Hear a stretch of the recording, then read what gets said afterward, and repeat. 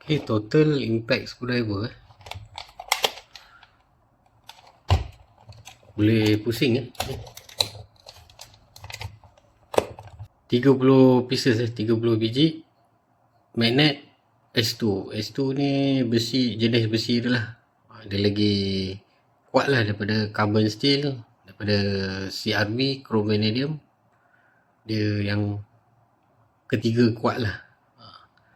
Nombor 2, nombor 1 ada yang diamond, ada yang siap torsion punya besi lah. Ada yang S2 25mm size tu. Ada 30 biji per set impactnya ni kotak dia patented. Dia semua barang dia patent punya lah. Okay saja. Okay macam ni Okay, ada bit holder warna hitam, magnet Okay, ada locking so dia bagi ni semua lah, hex, torque, Robertson, Philip, slot dengan posi drive lah. Okay, Philip P2 dia bagi 2 ni yang biasa ataupun common kita pakai lah. Okay, ada label S2 P2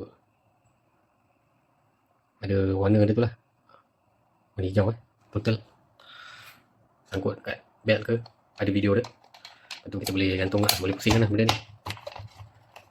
Ok, boleh pusing 360 ke? Oh boleh. Ok, jadi sini tegak lah kan untuk gantungnya. Ok, gantung lah, naik sikit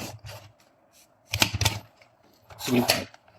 Ok, bagi sini susah sikit buka tegakkan dia. Ok, so dia akan naik sikit sini lah. Tarik, tolak lah ke atas. Ok, macam tu je. Dia tak boleh diri ke apa.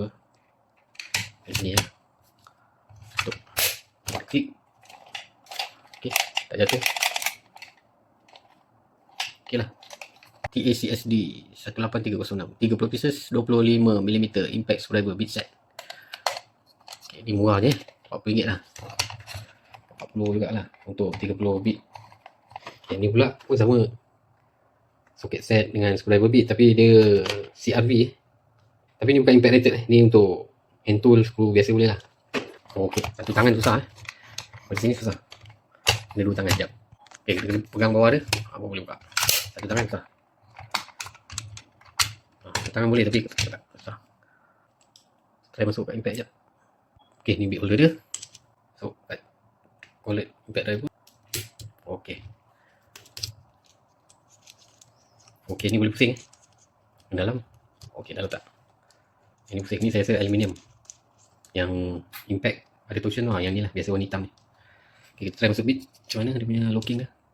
Nak tekan ke? Ok, tekan je. Ok, boleh. So nak keluarkan sama lah one handed operation lah. Satu, tarik. Ok, masuk, tolak je.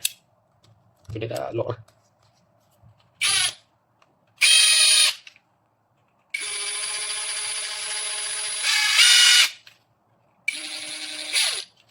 Okay, kita try impact macam mana. Buka screw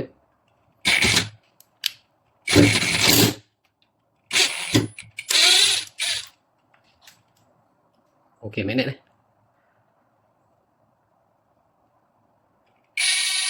kuat juga magnet dia. Tengok bit dia ada pecah lah. Ok, tak ada, dia punya coating dia pecah, cabut coating warna hitam tu Screw straight tak, screw pun tak straight. Ok, mana ok, boleh guna untuk impact.